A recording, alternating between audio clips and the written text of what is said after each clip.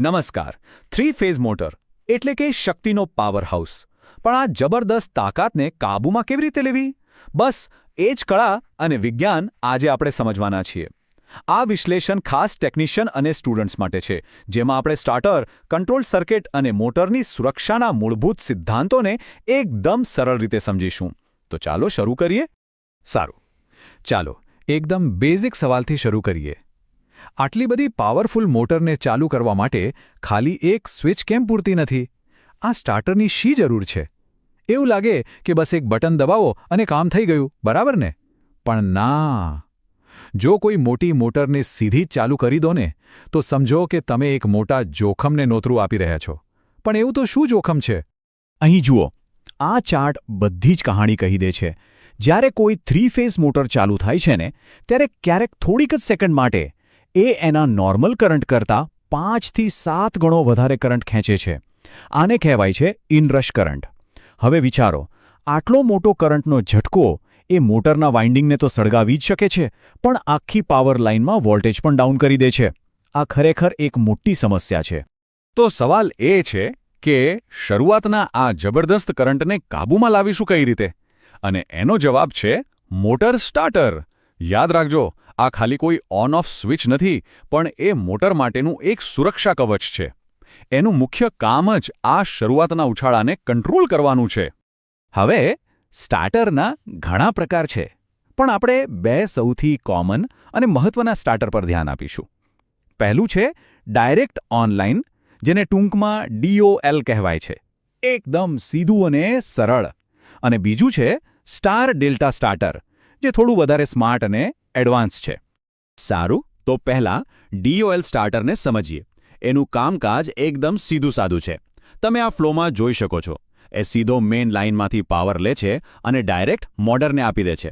વચ્ચે કોઈ રોકટોક નહીં, કોઈ વોલ્ટેજ કે કરંટ ઓછો નહીં. અને બસ આ જ કારણસર DOL સ્ટાર્ટરનો ઉપયોગ ફક્ત નાની મોટર્સ માટે જ કરી શકાય છે, જે શરૂઆતનો આ ઝટકો સહન કરી શકે. અને હવે આવે છે સ્ટાર ડેલ્ટા સ્ટાર્ટર. આની ડિઝાઇન ખરેખર બહુ જ સ્માર્ટ છે. જુઓ, આ 2 સ્ટેપમાં કામ કરે છે. પહેલા સ્ટેપમાં એ મોટરના વાઇન્ડિંગને સ્ટાર કનેક્શનમાં જોડે છે. આવું કરવાથી શું થાય?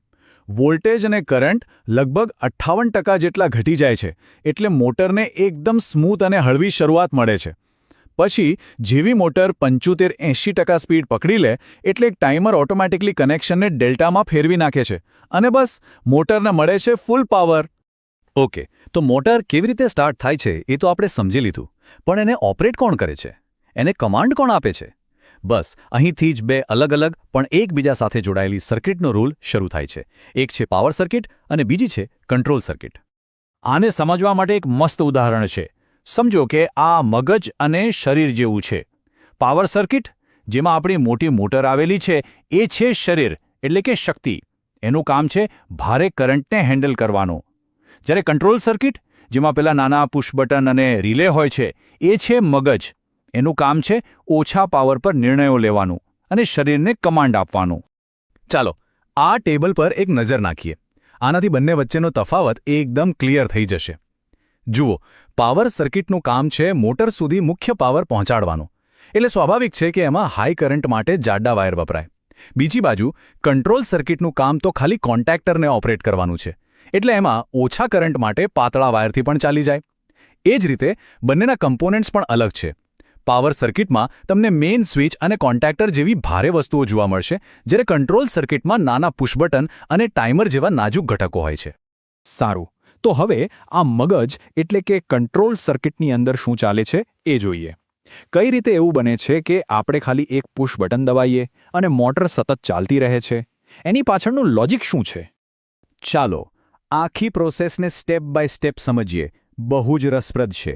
સ્ટેપ 1, જ્યારે આપણે સ્ટાર્ટ બટન દબાવીએ છીએ, જે નોર્મલી ઓપન હોય છે, એટલે કે એનો કોન્ટેક્ટ ખુલ્લો હોય છે, ત્યારે સર્કિટ પૂરી થાય છે. કરંટ સીધો કોન્ટેક્ટર કોઇલ M સુધી પહોંચે છે અને એને મેગ્નેટની જેમ એક્ટિવ કરી દે છે. હવે આવે છે આખી ગેમનો સૌથી ઇમ્પોર્ટન્ટ પાર્ટ. જેવી પેલી કોઇલ એમ એક્ટિવ થાય છે ને, એ મોટા પાવર કોન્ટેક્ટ્સને તો બંધ કરે જ છે, પણ સાથે સાથે એક નાના એક્સ્ટ્રા કોન્ટેક્ટને પણ બંધ કરી દે છે.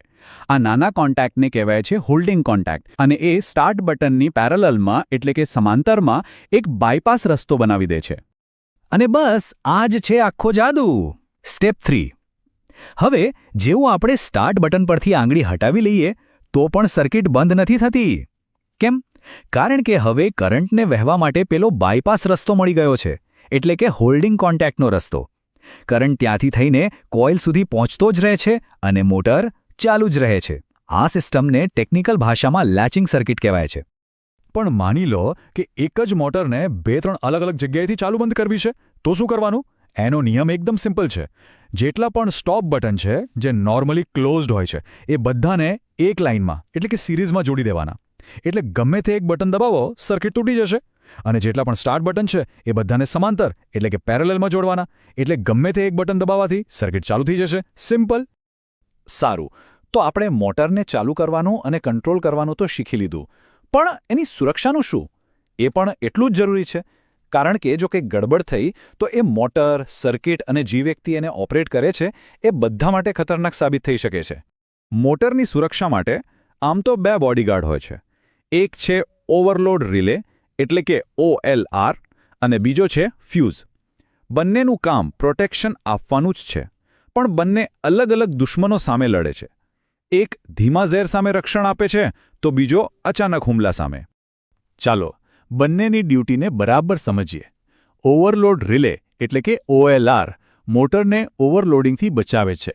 એટલે કે જ્યારે મોટર લાંબા સમય સુધી થોડો વધારે કરંટ લે ત્યારે એ ધીમે ધીમે ગરમ થઈને સર્કિટને ટ્રિપ કરી દે છે. જ્યારે ફ્યુઝનું કામ શોર્ટ સર્કિટ સામે રક્ષણ આપવાનું છે. જેવો કોઈ મોટો શોર્ટ સર્કિટ થાય અને કરંટ અચાનક હજારો ગણો વધી જાય, ફ્યુઝ તરત જ બળીને સર્કિટને બ્રેક કરી નાખે છે. અને હા, એક ગોલ્ડન રૂલ હંમેશા યાદ રાખજો. શોર્ટ સર્કિટ માટે જે ફ્યુઝ વાપરો એનું રેટિંગ મોટરના ફૂલ લોડ કરંટ કરતાં 1.5 ગણું એટલે કે 1.5 ગણું જ હોવું જોઈએ. હવે એક એવા ખતરાની વાત કરીએ જે ખૂબ જ સામાન્ય છે પણ એટલો જ ગંભીર છે. એનું નામ છે સિંગલ ફેઝિંગ. આનો મતલબ એ છે કે 3 ફેઝ સપ્લાયમાંથી કોઈ એક ફેઝ કટ થઈ જાય. હવે તમે વિચારશો કે એનાથી શું ફરક પડે? બહુ મોટો ફરક પડે છે. જેવો એક ફેઝ જાય, બાકીના 2 ફેઝ પર જબરદસ્ત લોડ આવી જાય છે અને એમાંથી ખૂબ વધારે કરંટ વહેવા લાગે છે. પરિણામ, મોટરનું વાઇન્ડિંગ થોડી જ મિનિટોમાં બળીને ખાખ થઈ જાય છે. તો આટલી ખતરનાક સમસ્યાનો કોઈ ઇલાજ છે? હા, બિલકુલ છે, અને એનું નામ છે સિંગલ ફેઝ પ્રિવેન્ટર. આ એક બહુ જ સ્માર્ટ ડિવાઇસ છે. એનું કામ બસ એક જ છે, સતત 3 ફેઝ પર નજર રાખવાનું. અને જો કોઈ એક ફેઝ ગાયબ થાય, એ તરત જ મોટરનો પાવર કાપી નાખે છે અને મોટર બળી જતા બચી જાય છે. ઓકે, તો આખા વિશ્લેષણમાંથી જે સૌથી મહત્વની વાતો છે, જે તમારા હંમેશા યાદ રાખવાની છે, ચલો એને ફટાફટ રિવાઇઝ કરી લઈએ. આ એકદમ તમારી ફિલ્ડ રેફરન્સ ગાઈડ જેવું કામ કરશે. તો યાદ રાખવા જેવી 5 મુખ્ય વાતો. નંબર 1, સ્ટાર્ટર કેમ જરૂરી છે? ઊંચા સ્ટાર્ટિંગ કરંટને ઘટાડવા માટે. નંબર 2, સ્ટાર ડેલ્ટાનું લોજિક શું છે? પહેલા ઓછા વોલ્ટેજ પર સ્ટાર્ટ કરો, પછી ફૂલ પાવર પર ચલાવો. નંબર 3, કંટ્રોલ વાયરિંગનો ગોલ્ડન રૂલ. સ્ટોપ બટન હંમેશા સિરીઝમાં અને સ્ટાર્ટ બટન હંમેશા પેરેલલમાં. નંબર 4, સૌથી મોટો ખતરો કયો? સિંગલ ફેઝિંગ, અને એના માટે પ્રિવેન્ટર લગાવવો જ પડે. અને છેલ્લે નંબર 5, ફ્યુઝની સાઇઝ કેટલી હોવી જોઈએ? હંમેશા મોટરના ફૂલ લોડ કરંટથી 1.5 ગણી. બસ આટલું યાદ રાખશો તો ઘણું છે. તો આ તો હતા મૂળભૂત સિદ્ધાંતો. પણ આપણે સૌ જાણીએ છીએ કે ટેકનોલોજી ક્યાંય અટકતી નથી. મોટર્સ અને એના કંટ્રોલ સિસ્ટમ દિવસે ને દિવસે વધુને વધુ સ્માર્ટ થઈ રહ્યા છે. તો અહીં એક સવાલ મગજમાં આવે છે. તમને શું લાગે છે, ભવિષ્યમાં મોટરની સુરક્ષા અને તેની કાર્યક્ષમતાને લઈને સૌથી મોટો પડકાર શું હશે? કઈ નવી ટેકનોલોજી આ ક્ષેત્રમાં ક્રાંતિ લાવશે? આના પર વિચારવા જેવું છે, ખરું ને?